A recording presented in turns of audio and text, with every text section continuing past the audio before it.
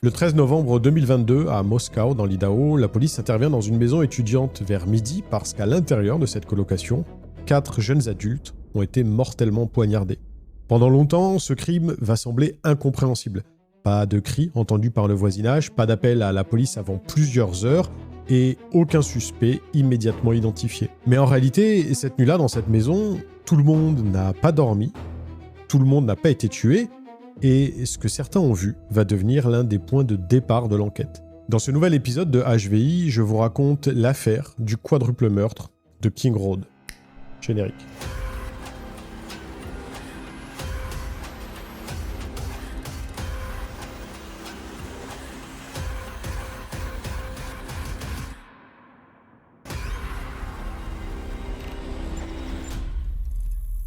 Retrouvez dès aujourd'hui vos épisodes préférés de HVI en format podcast.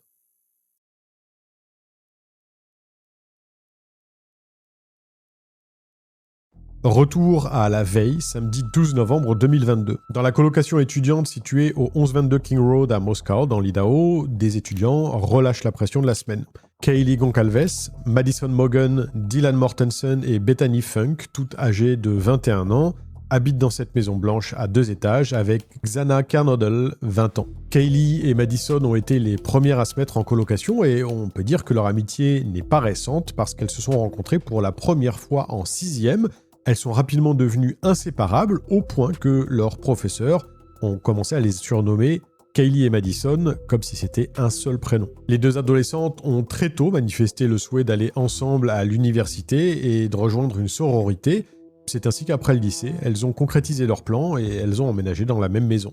La colocation s'est ensuite élargie avec l'arrivée de Xana, originaire d'Avondale en Arizona. Elle a rejoint la sororité Pi Beta Pi comme Madison et travaille aussi au même endroit qu'elle. Résultat, Xana, Kaylee et Madison sont devenus colocataires et amis avant que Dylan et Bethany ne viennent finalement compléter le groupe qui compte à présent 5 jeunes femmes. Et depuis peu, un dénommé Ethan Chapin, qui a le même âge que Xana, vient très régulièrement chez les filles parce qu'il est en couple avec cette dernière, une relation plutôt sérieuse selon l'avis de leurs proches. Tous sont étudiants à l'université d'Idaho dans des domaines variés et étant donné que la présence de la faculté à Moscow fait de cette petite ville un endroit qui bouge énormément, surtout les week-ends, ils en profitent.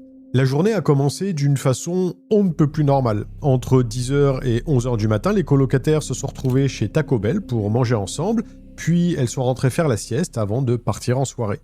Ce soir-là, Xana accompagne Ethan à une fête donnée par les Sigma Chi, la fraternité dont lui est membre, pendant que Kaylee et Madison se rendent dans un bar nommé le Corner Club en centre-ville. Après être sortis du bar, Kaylee et Madison décident de rester un petit peu en ville et se baladent avec un certain Adam qui travaille en tant que serveur dans le coin. Après ça, elle l'abandonne et elle s'arrête à un food truck pour commander à manger avant de finalement rentrer chez elle. Ethan et Xana rentrent à leur tour vers 1h45 du matin, suivis de près par les autres colocataires qui étaient toutes à la maison aux alentours de 2h. Le jeune homme décide de rester lui aussi pour dormir avec sa petite amie. Tous vaquent à leurs occupations, puis finissent par gagner leur chambre, et en dehors de Xana, qui reçoit une livraison DoorDash à 4h, la maison entame doucement sa nuit. Le logement abrite à ce moment-là 6 personnes, et s'il peut paraître normal qu'il y ait encore un petit peu d'agitation, surtout étant donné la moyenne d'âge de ceux qui s'y trouvent, Dylan, qui commençait à s'endormir, est réveillée par du bruit. Vu l'heure, elle trouve que c'est quand même un petit peu abusé, donc elle entrebâille la porte de sa chambre pour essayer de comprendre d'où les nuisances sonores peuvent bien provenir. Elle ne voit rien, mais elle pense dans un premier temps qu'il s'agit de Kaylee et de Murphy, son chien. All I heard was I heard her go upstairs. Like, okay, I'm gonna go to sleep now because she's going upstairs. You heard who go upstairs? Kaylee and the dog Murphy. And upstairs to the very top? Yeah, that's where her room is. Okay. And then all of a sudden, I heard her walking up. I heard her scream, and she ran downstairs because she saw someone. That's what I'm pretty sure she said. Someone's here, and she screamed and just ran downstairs. And I called for her name, but I jumped up and locked my door because I was so scared. À ce moment-là, Dylan ne rêve pas, il y a bien un intrus dans la maison et elle va rapidement en avoir la confirmation. I heard someone in the bathroom and I heard her crying and I heard some guy say that you're gonna be okay, I'm gonna help you. And I kept calling her name, but she wasn't answering. And then I opened the door for a second and I saw this guy and he was not insanely tall, but he was wearing all black and like this mask that was just covering his forehead and his mouth. La seule chose que Dylan peut voir sur le visage de l'intrus, c'est qu'il a des sourcils broussailleux, donc elle ne peut pas l'identifier. Par chance, s'il pose les yeux sur elle en passant, il ne l'attaque pas et poursuit sa route sans s'arrêter avant de se diriger vers la porte coulissante pour sortir de la maison. L'homme disparaît ensuite dans la nuit, pendant que la jeune femme s'enferme à double tour dans sa chambre, tétanisée par ce dont elle vient d'être témoin. Elle se trouve dans un état qu'elle décrit elle-même comme une phase de choc figé, une réaction traumatique qui pousse certaines personnes à la dissociation ou à s'immobiliser complètement face à une menace. Après avoir un tant soit peu repris ses esprits, Dylan tente de contacter toutes ses colocataires par SMS et elle obtient une réponse de Bethany. Elle communique alors entre elles par message, en silence. And I told her, I need to come to your room because she was the only one that was answering me. So I just ran down there. And for a second I stopped and I saw Xana passed out. And I thought maybe she was just like sleeping or something. I didn't think anything because I was so out of it. And I went into the room and we just fell asleep. Le lendemain matin, elles se réveillent et commencent à utiliser leur téléphone dès 7h30. Mais ce n'est que plusieurs heures plus tard, vers 10h23, que Dylan tente à nouveau de contacter ses colocataires. Sauf qu'à nouveau, personne ne lui répond. Inquiète, mais encore incapable de réaliser l'ampleur de ce qui s'est produit, Dylan et Bethany demandent à des amis de venir les rejoindre pour vérifier ce qui se passe dans la maison, et le volontaire qui vient et qui rentre dans l'une des chambres leur demande de sortir immédiatement. Un appel est alors passé au 911 pour demander de l'aide depuis un téléphone portable situé dans le logement à 11h56, un téléphone appartenant à une personne tierce. Ce délai de plusieurs heures avant l'appel au 911 sera plus tard source de nombreuses spéculations en ligne, mais il s'expliquera par l'état de choc traumatique dans lequel se trouvaient les deux jeunes femmes. Les secours arrivent rapidement après ça, et ce qu'ils s'apprêtent à découvrir va apporter une terrible explication au calme qui régnait dans la maison ce dimanche matin.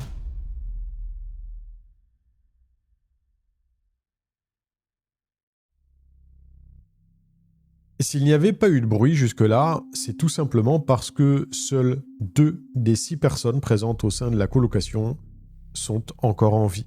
Kaylee Goncalves et Madison Mogen ont été tuées alors qu'elles étaient ensemble dans le lit de la seconde, sous une couverture rose désormais imbibée de sang. Au premier étage, les corps de Xana Kernodle et Ethan Chapin sont également découverts. Xana gît sur le sol en sous-vêtements et sweatshirt gris, le corps couvert de sang. Quant à Ethan, il est encore dans le lit de sa copine.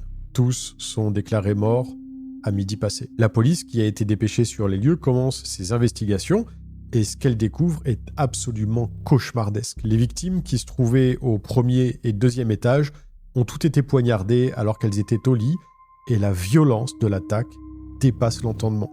Du sang a éclaboussé les murs et le sol, mais aussi les affaires des victimes pour venir former des flaques autour de leur corps. Le visage d'une d'entre elles est tellement abîmé qu'il en est méconnaissable, et dans un premier temps, les officiers peinent à déterminer l'étendue complète de leurs blessures tant il y a de sang partout. Xana a reçu plus de 50 coups de couteau, dont la majorité sont des blessures défensives qui témoignent d'une lutte acharnée pour tenter de sauver sa vie. Elle a notamment une profonde entaille entre le pouce et l'index de sa main gauche, ainsi que plusieurs plaies sur les 2 mains. Ethan a été poignardé sous la clavicule gauche, un coup qui a sectionné sa veine et son artère sous-clavière, ainsi que sa veine jugulaire, provoquant ainsi sa mort. Madison a quant à elle subi des lacérations fatales aux poumons et au foie, tandis que Kaylee a été poignardée plus de 20 fois. Elle a des blessures au foie, aux poumons, au cerveau et à l'artère sous-clavière, en plus de présenter des signes d'asphyxie et de traumatisme contondant. Il semblerait qu'aucune des victimes n'a été bâillonnée ou attachée. La porte coulissante de la cuisine était ouverte. Il n'y a aucun signe d'effraction et rien n'a été volé dans la maison. Sur les lieux, les enquêteurs trouvent un étui de couteau en cuir tanné de type Kabar, abandonné sur le lit de Madison à côté de son corps. Un élément qui deviendra crucial dans l'enquête. Dylan et Bethany sont les seuls à n'avoir pas été agressés et Murphy, le chien de Kaylee, a lui aussi eu plus de chance que sa maîtresse parce qu'il est retrouvé sain et sauf, enfermé dans la chambre de cette dernière au 2e étage. Les morts violentes de ces 4 jeunes dans une ville étudiante au sein de laquelle il n'y avait plus eu de meurtre depuis 2015 font grand bruit et les autorités font au mieux pour faire avancer l'enquête le plus rapidement possible. Le département de police de Moscow est soutenu par la police d'État de l'Idaho et le bureau du shérif du comté de Lata. Ce sont donc près de 130 membres des forces de l'ordre provenant de 3 services différents qui sont assignés à cette affaire. Le 17 novembre 2022, les corps des victimes sont autopsiés et les rapports confirment qu'elles ont toutes été poignardées au niveau du haut du corps à de multiples reprises avec un couteau de grande taille à lame unique non dentelée mais très aiguisée. Le médecin légiste détermine que la forme et la taille du couteau que contenait probablement l'étui cabard retrouvé sur la scène de crime correspond à l'arme qui aurait pu causer les blessures des 4 victimes. Et si ce sont effectivement ces blessures qui ont provoqué la mort de ces jeunes, les autopsies rapportent qu'aucun d'eux ne présente de traces d'agression sexuelle. Le médecin légiste affirme que les meurtres ont probablement eu lieu dans la nuit, entre 4h et 4h25. Très vite, les enquêteurs voient une première personne d'intérêt en la personne de Jack Ducker, 22 ans, l'ex-petit ami de Kaylee. Ils sont sortis ensemble pendant 5 ans, mais elle avait décidé de mettre un terme à leur relation 3 semaines avant les faits parce qu'elle avait décroché un emploi dans l'État du Texas après l'obtention de son diplôme. Or, il se trouve que dans les heures qui ont précédé les meurtres, entre 2h26 et 2h52 du matin, Kaylee a tenté d'appeler Jack à 7 reprises sans obtenir de réponse, suivi de Madison qui l'a également appelé 3 fois. Mais selon les proches de Kaylee, elle avait pour habitude d'appeler les gens tard le soir et de les faire sonner jusqu'à ce qu'ils décrochent. De plus, elle semblait regretter sa séparation. Elle avait même confié qu'elle ne trouverait peut-être jamais un autre Jack. Il apparaît que ce dernier avait effectivement un mobile parce qu'il vivait très mal leur récente rupture, et ce qui déchaîne particulièrement les passions des Sherlock Holmes en herbe sur Internet, c'est le fait que le chien dont il partageait la garde avec son ex-petit ami a été épargné par le meurtrier. L'analyse de l'historique d'appel de Jack le met définitivement hors de cause assez rapidement, mais la police doit intervenir publiquement plusieurs fois pour faire cesser le harcèlement dont il est victime en ligne. Vous savez, le fameux tribunal d'Internet dont, j'espère, aucun de vous ne fait partie. La famille de Kaylee prend d'ailleurs publiquement sa défense, affirmant qu'elle le soutient à 100% et qu'elle sait, au fond de son cœur, de son esprit et de son âme, qu'il n'a rien à voir avec ce crime. Pour autant, le mois dernier, j'ai traité l'affaire Daval et là aussi, au début, la famille de la victime était convaincue de l'innocence de leur gendre, donc bon, une intime conviction, ça ne vaudra jamais des preuves solides. Mais l'acharnement des internautes a profondément affecté Jack, qui a non seulement perdu l'amour de sa vie, mais qui doit aussi composer avec le fait que la moitié de l'Amérique le croit capable, voire coupable d'avoir commis ces meurtres. Adam, le serveur qui était parti en balade avec Kaylee et Madison quelques heures avant les meurtres, est lui aussi une personne d'intérêt dans l'enquête au départ, mais il est également éliminé de l'équation assez rapidement. En parallèle, les 2 colocataires qui ont survécu sont interrogés, et plus spécifiquement Dylan, parce que, rappelez-vous, elle a vu un individu masqué passer dans la maison la nuit des meurtres, et tout porte à croire que ça n'a évidemment rien d'une coïncidence. Dylan et Bethany ayant été rapidement rayés de la liste des suspects potentiels, la police se concentre maintenant sur la recherche d'une personne correspondant à cette description. Cela dit, même s'il est vrai que c'est déjà un début de piste, les éléments fournis restent très sommaires, et le 19 novembre, les autorités demandent au public de leur faire parvenir toute vidéo qui aurait pu être prise de la maison ou de ses alentours pendant la nuit des meurtres. Dans la foulée, une ligne téléphonique et une adresse email dédiée sont créées pour encourager les personnes possédant des éléments pouvant aider à la progression de l'enquête à les communiquer à la police, et le moins qu'on puisse dire, c'est que les enquêteurs ne vont pas être déçus du voyage. Parce qu'au 5 décembre 2022, ils ont reçu plus de 2600 signalements par email, 2700 appels téléphoniques et 1000 soumissions via les médias numériques. Ces meurtres barbares ont profondément choqué la population de Moscou et les gens se mobilisent massivement pour aider la police à coincer le coupable. 2 jours après, les autorités annoncent être à la recherche du conducteur d'une voiture Hyundai Elantra blanche de 5e génération qui pourrait détenir des informations cruciales. En effet, un véhicule similaire a été repéré par une caméra de vidéosurveillance dans le quartier où ont eu lieu les meurtres, au moment approximatif où ils se sont produits. Sur les images, on le voit se diriger vers la maison des victimes, puis une autre caméra filme la même voiture passer à 3 reprises devant leur logement à partir de 3h29. Le véhicule passe ensuite une 4e fois à 4h04 et seulement 16 minutes après ça, à 4h20, il est à nouveau filmé en train de quitter le quartier à toute vitesse pendant que Murphy, le chien de Kaylee, aboie à tout rompre. Les enquêteurs confirment par ailleurs que de l'ADN qui n'appartient pas aux victimes a été retrouvé sur l'étui de couteau en cuir tanné abandonné sur le lit de Madison et que l'échantillon est en cours d'analyse. Après avoir obtenu les résultats, ils utilisent une base de données généalogique publique et trouvent une correspondance partielle avec le matériel génétique d'un homme qui réside actuellement en Pennsylvanie. Sans attendre, la police fait le voyage jusque là-bas et récupère discrètement le contenu de sa poubelle afin de recueillir plus d'ADN. Il s'avère que l'échantillon qui a été retrouvé sur le lieu des crimes appartient à un certain Brian Christopher Kohberger, âgé de 28 ans, un jeune homme qui vit à Pullman, dans l'État de Washington, à seulement 10 minutes de Moscou. Le 27 décembre, les autorités annoncent officiellement qu'elles ont identifié un suspect et vous allez voir que beaucoup de choses qui gravitent autour de ce dernier ou qui concernent son comportement sont particulièrement révélatrices.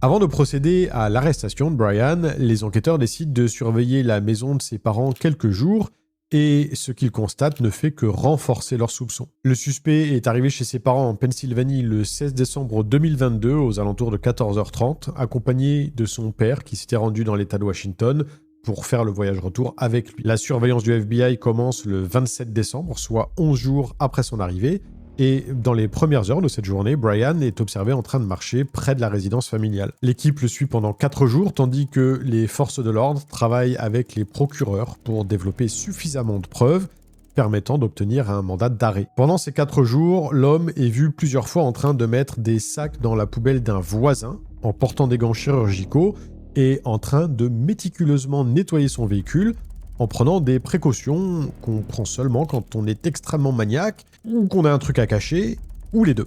D'ailleurs, de sa voiture, on peut en parler aussi. Je vous laisse 5 secondes pour essayer de deviner sa marque, son modèle, et même sa couleur. Si vous avez bien suivi, ça devrait pas être trop difficile. Vous l'avez deviné, Brian possède une Hyundai Elantra blanche, le même modèle qui était activement recherché par les autorités. J'en profite pour vous raconter une petite anecdote qui mérite d'être mentionnée. Le 15 décembre, Brian Kohberger et son père ont été arrêtés 2 fois par la police pour une infraction au code de la route. Le suspect, qui est doctorant en criminologie et professeur assistant à l'Université d'État de Washington, a validé son semestre et décidé de partir passer ses vacances chez ses parents, qui possèdent une maison dans le comté de Monroe, en Pennsylvanie. Brian et son père ont alors entamé leur périple dans sa Hyundai Elantra blanche, avant de se faire arrêter à l'est d'Indianapolis une première fois par un adjoint du bureau du shérif du comté de Hancock pour excès de vitesse, puis 9 minutes plus tard, par la police de l'Indiana pour avoir suivi un autre véhicule de trop près. Mais parce qu'aucun de ces 2 agents n'avait connaissance de la description physique du suspect, ni de celle de la voiture recherchée dans le cadre de l'enquête en cours, et que les infractions constatées étaient mineures, chacun l'a laissé repartir avec un simple avertissement verbal. Bref, Brian a eu de la chance ce jour-là, mais ça risque de ne pas durer très longtemps parce que les découvertes incriminantes le concernant s'amoncellent, à commencer par ses relevés téléphoniques qui ne plaident pas en la faveur de son innocence. Le 13 novembre 2022, son téléphone a cessé d'émettre le moindre signal entre 2h47 et 4h48, soit pile dans le créneau horaire où ont été commis les meurtres. Et si on ignore où il était pendant ce laps de temps, on sait en revanche que 5 heures après les faits, il est passé près de la maison des victimes. Il en avait d'ailleurs fait une habitude parce qu'entre juin et novembre 2022, son téléphone s'est connecté à une antenne proche du 1122 King Road au moins une 12aine de fois, presque toujours tard le soir ou très tôt le matin. Mais après le 13 novembre, tous ces déplacements réguliers ont brusquement cessé. Plusieurs médias rapportent que Brian avait créé un profil Instagram désormais supprimé et qu'il l'utilisait pour suivre les comptes des 3 filles qui ont été tuées. Il aurait même tenté d'entrer en contact avec l'une d'entre elles de façon très insistante via message privé, 2 semaines avant les crimes. Des allégations qui sont toutefois à prendre avec des pincettes parce qu'il n'en existe aucune preuve ou, s'il y en a, ça n'a jamais été rendu public. Son comportement hors cadre privé laissait également à désirer parce que s'il a effectivement été professeur assistant à l'Université d'État de Washington, Brian a été renvoyé de son poste. Plusieurs membres du corps professoral étaient préoccupés par sa conduite et ils l'en ont averti pour lui laisser l'opportunité de corriger le tir, ce qu'il n'a pas fait. Le 19 décembre 2022, l'université lui a donc signifié son licenciement pour, je cite, « incapacité à répondre aux normes de comportement professionnel dans ses interactions avec la faculté », une bien jolie phrase pour dire en gros que c'était un connard. Un ancien ami et assistant d'enseignement qui travaillait avec lui à WSU le décrit comme très intelligent mais aussi égoïste ajoutant qu'il essayait d'utiliser son statut d'assistant pour interagir de manière inappropriée avec certaines étudiantes.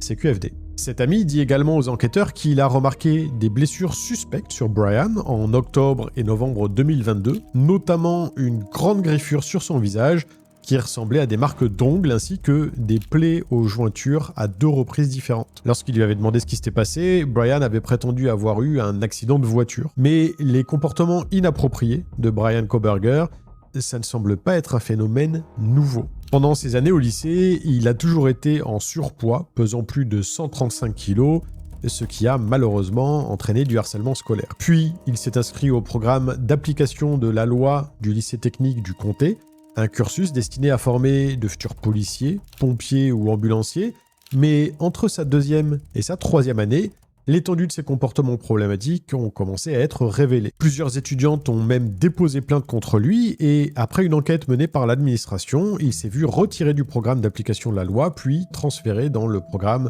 de chauffage, ventilation et climatisation. L'année suivante, Brian a décidé de ne pas revenir au lycée et il a fait sa dernière année en ligne. À seulement 17 ans, il faisait état d'une santé psychologique inquiétante sur le site Tapatalk, un forum de discussion, en écrivant par exemple « Rien de ce que je fais ne me fait plaisir, je suis vide, je n'ai pas d'opinion, pas d'émotion, je n'ai rien. » Est-ce que vous ressentez la même chose? Mais c'est aussi à cette période que tout a basculé pour Brian. Entre sa 3e et sa dernière année de lycée, il a perdu entre 45 et 60 kilos, selon les sources, un amaigrissement si radical qu'il a entraîné un trouble alimentaire nécessitant une hospitalisation. Il a également dû subir une abdominoplastie pour retirer l'excès de peau. Mais cette transformation physique spectaculaire s'est accompagnée d'un changement de personnalité tout aussi inquiétant. Selon ses anciens amis, Brian est devenu agressif, commençant à chercher la confrontation physique en permanence et il a sombré dans une addiction à l'héroïne. Casey Hans, une camarade de lycée, raconte qu'il l'a manipulée pour qu'elle le conduise acheter de la drogue en prétextant récupérer des seringues pour sa tante. Brian essayait aussi constamment de dominer physiquement son frère, Thomas, en faisant mine de l'étrangler sans raison apparente. Il avait un besoin viscéral de prouver qu'il était plus intelligent et plus fort que les autres. Un autre ami, Rich Pasqua, aujourd'hui sobre, qui travaille d'ailleurs désormais dans un centre de désintoxication, confirme avoir consommé de l'héroïne avec Brian à plusieurs reprises durant cette période. En 2014, alors âgé de 19 ans, Brian est arrêté pour le vol présumé du téléphone portable de sa sœur, un incident lié, selon les rapports de police, à son addiction. Il bénéficie alors d'un programme de déjudiciarisation pour primo-délinquants et son casier sera effacé après l'accomplissement d'une période de probation. Selon ses amis, Brian parvient à se sevrer en 2016 et décide de reprendre sa vie en main en se concentrant sur ses études. Seulement, il n'en reste pas moins étrange parce qu'il est très intéressé par tout ce qui tourne autour des meurtres des tueurs en série. Et pas intéressé comme vous et moi, hein. Non, intéressé du genre « ça me dirait pas mal de tuer quelqu'un ». À l'époque, il suivait des études de licence et maîtrise en justice pénale à l'université d'Ussel et selon d'anciens camarades de classe, il avait mené une enquête pour le moins bizarre auprès de criminels pendant 2 longues semaines. Cette dernière comprenait des questions sur la façon dont ils avaient commis leurs méfaits, du style « Pourquoi avez-vous choisi cette victime et comment l'avez-vous abordée avant d'agir ?» Ou encore « Comment avez-vous quitté les lieux du crime après ?» Des questions peut-être pas si innocentes que ça, qui, plutôt que posées dans le cadre d'une enquête d'un étudiant en criminologie, étaient probablement plus une prise d'information pour la réalisation d'un fantasme personnel.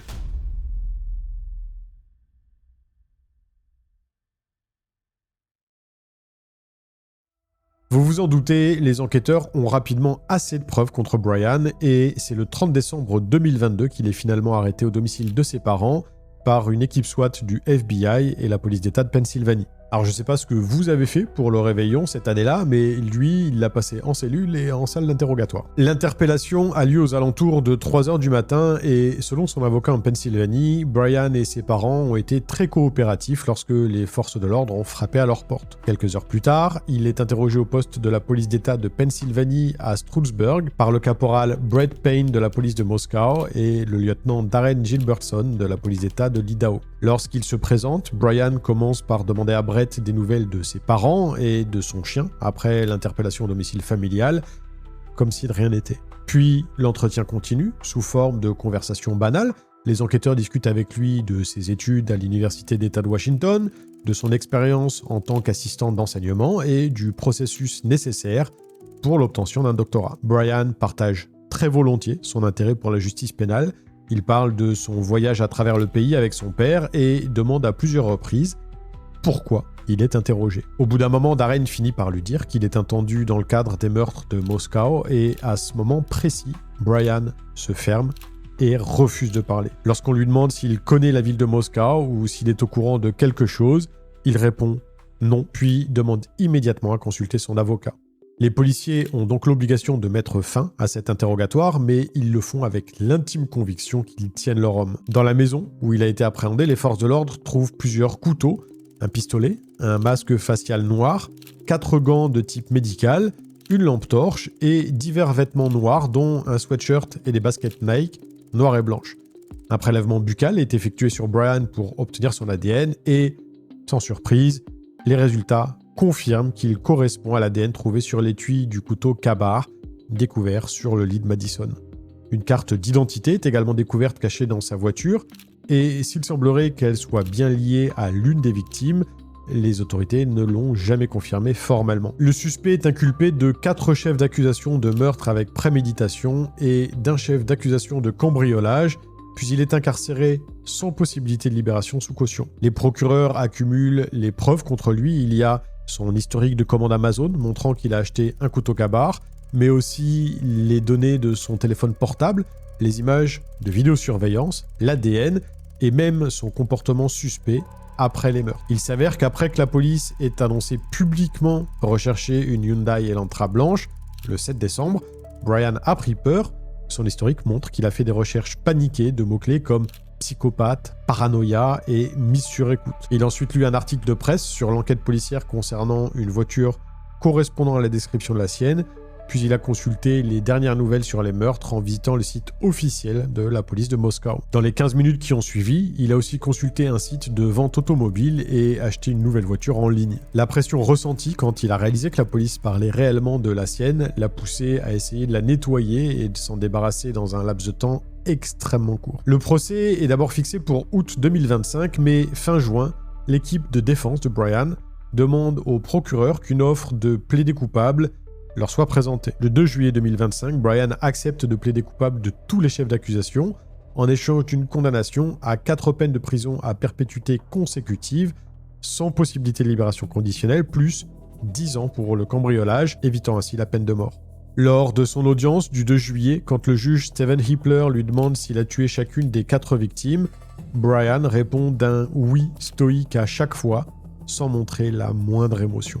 Le procureur Bill Thompson révèle alors que l'État pense que Brian est entré par la porte coulissante de la cuisine, qu'il a tué Madison et Kaylee au 1er et 3e étage, là où l'étui du couteau Ka-Bar a été retrouvé, et qu'en redescendant, il a rencontré Xana dans le couloir avant de la tuer également, ce qui suggère qu'il n'avait peut-être pas prévu de s'en prendre à elle initialement. Ethan, qui dormait dans la chambre de Xana, a lui aussi été poignardé à mort. Le 23 juillet 2025, Brian est condamné, comme convenu, à 4 peines de prison à perpétuité consécutive, sans possibilité de libération conditionnelle, plus les 10 ans pour le cambriolage, ainsi qu'à une amende totale de 270 000 $. Lors du prononcé de la condamnation, le meurtrier reste impassible, tout comme quand Dylan prend la parole.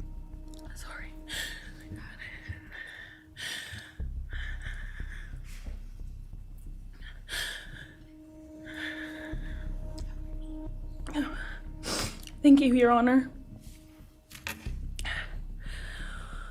What happened that night changed everything.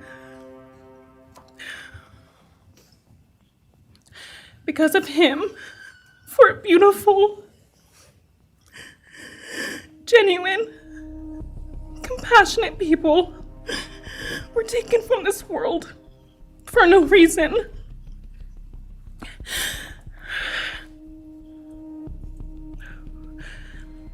He didn't just take their lives.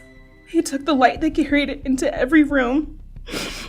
À ce stade, aucun mobile n'a été établi. Les enquêteurs n'ont identifié ni lien personnel, ni conflit, ni motivation évidente. C'est l'un des grands angles morts de cette affaire.